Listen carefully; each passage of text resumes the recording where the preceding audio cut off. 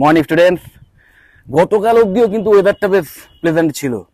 আজ থেকে আবার একটা ভ্যাপসা গরম, আবার সেই সানগ্লাস টুপি পরতে বাধ্য হলাম, কারণ এত রোদের তেজ না, মেঘলা হয়ে আছে, একটা গুমোট ভাব রয়েছে। যাই হোক, যেটা মেন বিষয়বস্তু, তোমরা নিশ্চয়ই খেয়াল করে দেখেছো, অথবা যদি না জেনেও থাকো তাহলেও একটু খোঁজ নিলেই জানতে পারবে যে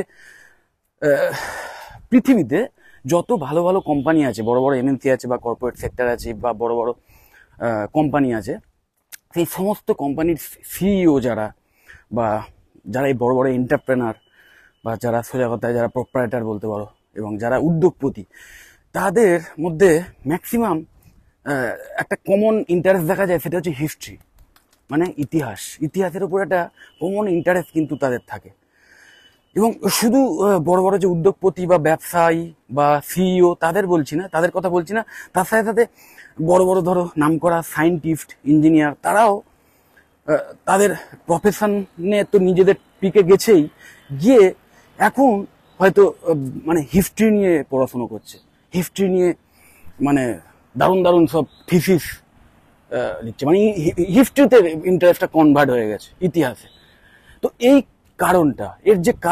কারণটা যদি একটু তলিয়ে দেখো, তাহলে বুঝতে পারবে যে আমরা ছোটবেলায় যখন ইতিহাস পড়তাম, আমাদের অনেকের কাছেই হয়তো খুবই বোরিং সাবজেক্ট ছিল, এবং একটা ভীতি ছিল যে ওই কোন সালে কি হবে, মানে কি কি হয়েছে, একদম সাল তারিখ মনে রেখে করা, এবং মানে একটা মানে খুঁজে পেতাম না যে কি হবে। এখনো অনেকে বলে, আমি দেখেছি অনেক শিক্ষিত মানুষও বলে যে ইতিহাস জেনে কি হবে, এরকম বলে অনেকে। কিন্তু বেসিক্যালি যদি একটু তলিয়ে দেখা যায়, তাহলে বুঝতে পারবে যে ইতিহাসই হচ্ছে একমাত্র জীবন্ত মানে রুট ম্যাপ, যেটা আমরা দেখতে পাই, মানে চোখের সামনে রয়েছে একদম বাস্তব, যেটা রুট ম্যাপ, যেটা অনুসরণ করে আমরা কিন্তু ভবিষ্যতের পথেও এগিয়ে যেতে পারি। কারণ দেখা গেছে যে ইতিহাস বারবার নিজেকে রিপিট করেছে। যা জিনিস একবার ঘটে গেছে, একবার কি তার আগেও হয়তো আরেকবার ঘটে গেছে, সেই জিনিস ভবিষ্যতে আবার হওয়ার চান্স কিন্তু ভীষণ প্রবল। তার মধ্যে একটা প্যাটার্ন দেখা গেছে হিস্ট্রিতে, যে যত বড় বড় সাম্রাজ্যই হোক, একদম সেই ইজিপশিয়ান সাম্রাজ্য, তারপরে ধরো যে রোমান সাম্রাজ্য, বা তারপরে গ্রিক সাম্রাজ্য, এবং তারপরে আমাদের ভারতেও যে সম্রাট অশোকের যে সাম্রাজ্য, বা তারও আগে, হ্যাঁ ওটা তো মৌর্য সাম্রাজ্য, তারপরে গুপ্ত, তারপর কুষাণ, তারপরে ধরো যে মুঘল এম্পায়ার, বা তার আগে সুলতানাত যে এম্পায়ার ছিল, এই বড় বড় যে সাম্রাজ্যগুলো প্রতিটাই কিন্তু দেখবে একটা সময় পিকে গেছিল, একদম একদম টপ লেভেলে উঠেছিল, একদম মানে প্রচুর দোর্দণ্ড প্রতাপ যাকে বলে, এবং মানে ভীষণ মানে তার প্রভাব ছিল একটা বিশাল এরিয়া জুড়ে, পুরো দেশ জুড়ে বা দেশে বিদেশে বিভিন্ন জায়গায়। কিন্তু আলটিমেটলি তারপরে সেটার পতন হয়েছে, এবং সেই পতনের কারণটা দেখা গেছে খুব সিলি, মানে খুব সামান্য মানে কি খুব সহজেই পতন হয়ে গেছে। হয়তো দেখা গেছে এমনও যে একটা মানে বিশাল বড় আর্মি, হয়তো সেই সাম্রাজ্য মানে বিশাল বড়, একটা উদাহরণস্বরূপ দিচ্ছি, তোমরা হয়তো আলেকজান্ডারের তো নাম সবাই শুনেছো, গ্রেট আলেকজান্ডার। তো উনি যখন পার্সিয়া, এখন যেটাকে ইরান বলা হয়, সেই পার্সিয়াতে যখন অ্যাটাক করেছিলেন, সেই পার্সিয়া তখন কিন্তু একদম তাদের যে মানে বিস্তার বলো বা সাম্রাজ্য বলো, সেখানে একদম পিকে ছিল, এবং তাদের যে সৈন্য সংখ্যা মানে মিলিয়নসে ছিল। ওকে, তো আলেকজান্ডার যখন মাত্র 50,000 মতো সৈন্য নিয়ে সেই পার্সিয়া অ্যাটাক করলো, তখন পার্সিয়াতে সৈন্য সংখ্যা ছিল প্রায় হয়তো 50 লাখ, অ্যারাউন্ড এরকম, হাফ এ ক্রোর বলতে পারো। তো সেই সৈন্য থাকা সত্ত্বেও আলেকজান্ডার কিন্তু ধুয়ে মুছে সাফ করে দিয়েছিল পার্সিয়াকে, মাত্র 50,000 মতো সিপাহী নিয়ে, মানে তাদের যে সোলজার সেটা নিয়ে, ওই রকম মানে আমার ঠিক এক্সাক্ট ফিগার মনে পড়ছে না, কিন্তু এরকম অ্যাবসার্ড একটা ডিফারেন্স থাকা সত্ত্বেও তারা কিন্তু জিতে গেছিল, মানে গ্রিক যারা, আলেকজান্ডার জিতে গেছিলেন। তো এর যে কারণটা আর কিছুই নয়, মানুষ না যখন একবার পরাজিত হয়ে যায়, অথবা বা ধরো সাফল্য পাচ্ছে না, তখন তার মধ্যে যে অ্যাগ্রেসিভনেসটা থাকে, সেটা কিন্তু একবার যদি মানে বিজয় পাওয়া যায়, বিজয় সে যদি মানে জিত পেয়ে যায়, মানে ভিক্টরি যদি পেয়ে যায় একবার, তখন কিন্তু তার মধ্যে সেই অ্যাগ্রেসিভনেসটা আস্তে আস্তে কমে আসে, আস্তে আস্তে কমে আসে। এবং তার ফলে হয় কি, ম্যাক্সিমাম ক্ষেত্রে, এটা সবার বলছি না, ম্যাক্সিমাম ক্ষেত্রেই দেখা গেছে, এবং এই সভ্যতা বা এই সমস্ত ক্ষেত্রে এই প্যাটার্নটা ভীষণভাবে দেখা গেছে যে জিত বা একটা লং টার্মের শান্তি, লং টার্ম ধরে ধরো বিশাল প্রসপারাস হয়ে গেছে, বিশাল একটা তার ক্ষমতা এসে গেছে সেই সাম্রাজ্যের, তাদের যারা সৈন্য আছে বলো, সেই সৈন্যের মধ্যে যে যুদ্ধ করার ক্ষমতা বা তাদের মধ্যে যে সততা বা দেশের প্রতি যে প্রেম বা কি বলবো একটা যে মানে মানে সেই লড়বো অথবা মরবো এই যে মেন্টালিটি, এটা কিন্তু আস্তে আস্তে নষ্ট হয়ে যায়। তার ফলে হয় কি, যারা উঠছে, যারা যার মধ্যে সেই খিদেটা আছে, যে ধরো কিছুই পায়নি জীবনে, মানে চেষ্টা করছে নিজেকে বড় করার, যারা তাদের যারা সৈন্য, তাদের মধ্যে কিন্তু সেই খিদেটা প্রবল জেতার, এবং যার ফলে খুব সহজেই কোনো ছোট্ট আর্মি নিয়ে অনেক বড় আর্মিওয়ালা বড় বড় সাম্রাজ্যকে কিন্তু ধ্বংস করা সম্ভব হয়েছে।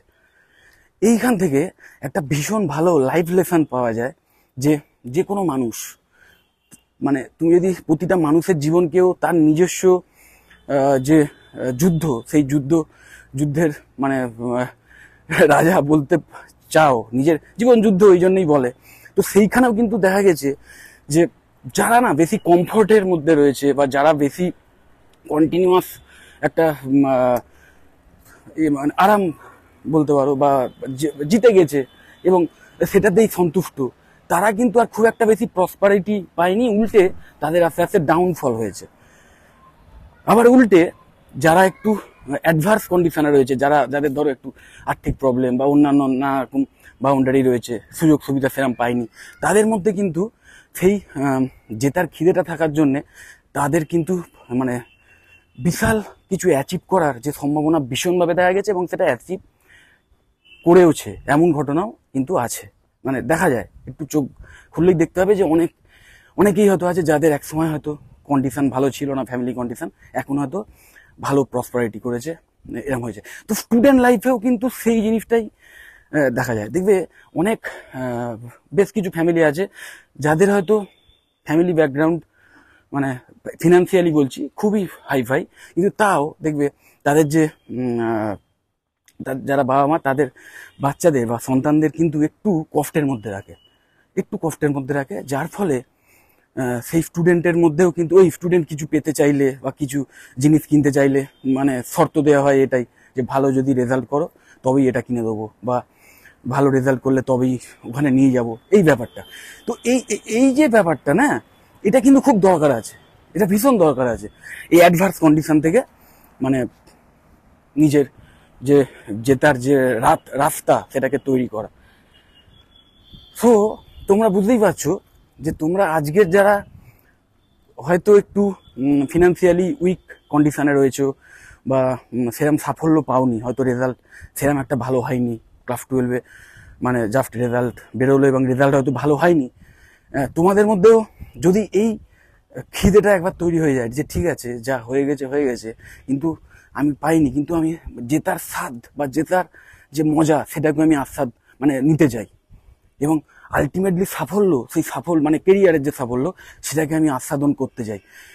এবং তখন তুমি যেভাবে মানে যতটা অ্যাগ্রেসিভলি এগিয়ে যেতে পারবে না, কিন্তু তার জন্য অবশ্যই তোমাকে ওই যে পরাজয় বলো বা নিজের রেজাল্ট খারাপ হয়েছে, তোমার কাছে ওটাই পরাজয়, রেজাল্টটা খারাপ হয়েছে, মনের মতো হয়নি, তো সেই পরাজয়ের যে দুঃখ সেটাকে অ্যাকচুয়ালি তোমাকে করে নিতে হবে কি, তোমার জেতার যে শক্তি তাতে কনভার্ট করতে হবে, এবং পরবর্তীকালে তোমার যে এক্সামগুলো হবে সেইগুলো যাতে একদম এক্সেলেন্ট রেজাল্ট করতে পারো, এবং আলটিমেট যে তোমার গোল, যে কেরিয়ারের যে গোল, যে একটা ভালো কোম্পানিতে চাকরি পাওয়া বা একটা ভালো বিজনেস ডেভেলপ করতে পারা এবং সেইখানে সেই বিজনেসটাকে ফ্লারিশ করা, মানে তার জন্য যে কোয়ালিটি দরকার, যে পড়াশোনা দরকার, সেটা আমি এবার থেকে করব এবং একদম আমার 100% দেবো। এইরকম মেন্টালিটি যদি নাও না, তাহলে কিন্তু তুমিও সেই সাফল্যের আস্বাদন পাবে এবং মানে নিজের কেরিয়ারটাকেও টপ লেভেলে নিয়ে যেতে পারবে। সো আমি অবশ্যই তোমাদের বলবো, তোমাদের মধ্যে যারা আর্টসের স্টুডেন্ট, হয়তো হিস্ট্রি নিয়ে ক্লাস 12 অবধি পড়াশোনা করেছো, হিস্ট্রি মেন সাবজেক্ট ছিল, অথবা কমার্সের স্টুডেন্ট, অথবা সায়েন্সের স্টুডেন্ট, ওকে। কিন্তু হয়তো রেজাল্ট ভালো হয়নি ক্লাস 12-এ, কিন্তু চাইছো যে পরবর্তীকালে এমন কিছু একটা কোর্স করতে যেটার মাধ্যমে একদম টপ লেভেলে নিজের ক্যারিয়ারটাকে নিয়ে যেতে, তাহলে কিন্তু অবশ্যই 2-3টে কোর্স আছে এমন যেটা কিন্তু যে কোনো স্ট্রিম থেকে এসে তোমরা সেই মানে কোর্সটা বাঁচতে পারো। গ্র্যাজুয়েশন লেভেলের কোর্স, 4 বছরের ফুল টাইম গ্র্যাজুয়েশন লেভেলের কোর্স, এবং সেই কোর্স কমপ্লিট করার পরে পরেই কিন্তু টপ লেভেলের এমএনসিতে চাকরি পাওয়ার দরজাটা খুলে যেতে পারে, যদি নিজের পড়াশোনার লেভেলটাকে সেই জায়গায় নিয়ে যেতে পারো। তো প্রথমেই যে কোর্সটা সেটা অবশ্যই BBA, bachelor of business administration. খুব কমন কোর্স, কিন্তু ভীষণভাবে কেরিয়ার ওরিয়েন্টেড, ভীষণভাবে ফিউচারিস্টিক, ভীষণভাবে মানে প্রসপারাস একটা কোর্স। সো অবশ্যই বিবিএ, তারপরেই আমি বলবো অবশ্যই BSc in media science. Media related যে কোনো ইন্ডাস্ট্রিতে কাজ করার যত রকম স্কিল সেট শিখিয়ে দেওয়া হয়। সো খুব ভালো কোর্স। তার সাথে সাথে ডিজিটাল মার্কেটিংটাও রয়েছে, যে কারণে যে কোনো কোম্পানিতে চাকরির সুযোগ পেতে পারো। ডিজিটাল মার্কেটিংয়ের এক মানে অন্যতম প্রধান একটা অস্ত্র এখনকার যুগে। এবং তারপরে আছে BSc in hospitality and hotel administration. যাদের হসপিটালিটি ইন্ডাস্ট্রিতে কাজ করতে মানে ইন্টারেস্ট, যারা হসপিটালিটি যে কটা ইন্ডাস্ট্রি রয়েছে, যে কটা সেক্টর রয়েছে সেখানে কাজ করতে চাও, তাদের জন্য একটা আইডিয়াল কোর্স। এবং অবশ্যই bachelor of travel and tourism management বা বিটিটিএম, অসাধারণ একটি কোর্স। যারা বিশেষ করে ট্যুরিজমটাকে নিজের শখ, সেই ট্যুরিজম শখটাকেই যারা প্রফেশনে কনভার্ট করতে চাও, তাদের জন্য একটা অসাধারণ কোর্স। তো অবশ্যই এই কোর্সগুলোর যে সিলেবাস আমি অবশ্যই আমার এই ভিডিও ডেসক্রিপশন বক্সে দিয়ে দেবো, তোমরা দেখে নিতে পারো। দেখে নিয়ে কোন সিলেবাসটা বেশি তোমার কাছে অ্যাট্রাকটিভ মনে হচ্ছে, কোন সিলেবাসটার যে পড়াশোনার বিষয়বস্তু সেগুলো তোমার কাছে বেশি ইন্টারেস্টিং মনে হচ্ছে, সেইটা দেখে নিয়ে তোমরা কিন্তু অ্যাডমিশন প্রসিডিওর স্টার্ট করে দিতে পারো। কারণ ম্যাকআউট অ্যাফিলিয়েটেড বেশ কিছু ভালো ভালো কলেজও আমাদের ওয়েস্ট বেঙ্গলে রয়েছে, যেখানে খুব অ্যাফোর্ডেবল ফিজের বিনিময়ে খুব হাই কোয়ালিটি এডুকেশন দেওয়া হয়, প্লাস একদম মানে প্লেসমেন্টের যে সাপোর্ট সেটা 100% দেওয়া হয়। মানে তুমি যদি তোমার 100% দিয়ে থাকো না পড়াশোনার সময়, তাহলে সেই কলেজও তাদের যেটুকু দেওয়ার সেটার 100%ই দেবে। এবং তার ফলে হবে কি, দুটোর মিলে গিয়ে 200% হয়ে যাবে, মানে তুমি প্লেসড হবেই। ওকে, মানে এটুকু সিওর থাকবে। তো যাই হোক, সেই টাইপের কিছু কলেজ যেগুলো বিষয়ে আমি ডিটেলে জানি, তাদের ওয়েবসাইটের লিঙ্ক আমি আমার এই ভিডিও ডেসক্রিপশন বক্সে দিয়ে দিচ্ছি, সেইগুলো তোমরা দেখে নিতে পারো। এছাড়াও আরও অনেক ভালো কলেজ থাকতে পারে, সেইগুলো যদি তোমরা খোঁজখবর নাও, সেই সমস্ত কলেজ সম্বন্ধেও জেনে নাও। জেনে নিয়ে ইমিডিয়েটলি অ্যাডমিশন প্রসিডিওরটা স্টার্ট করে দাও। ওকে, আর যদি এই কেরিয়ার সংক্রান্ত ব্যাপারে বা কোনো কোর্স সংক্রান্ত ব্যাপারে বা কোনো কলেজ সংক্রান্ত ব্যাপারে যদি আমার পার্সোনাল ওপিনিয়ন জানতে চাও, অ্যাডভাইস বলবো না, এটা জাস্ট আমার পার্সোনাল ওপিনিয়ন, সেটা জানতে চাও, অবশ্যই আমাকে কল করতে পারো বা হোয়াটসঅ্যাপ করতে পারো। যদি ভিডিওটা ভালো লাগে অবশ্যই লাইক দিও। চ্যানেলটা যদি সাবস্ক্রাইব না করে থাকে এক্ষুনি সাবস্ক্রাইব করে নাও, আর এই ভিডিওটা যতটা পারো বন্ধু বান্ধবদের শেয়ার করে দিও। টাটা।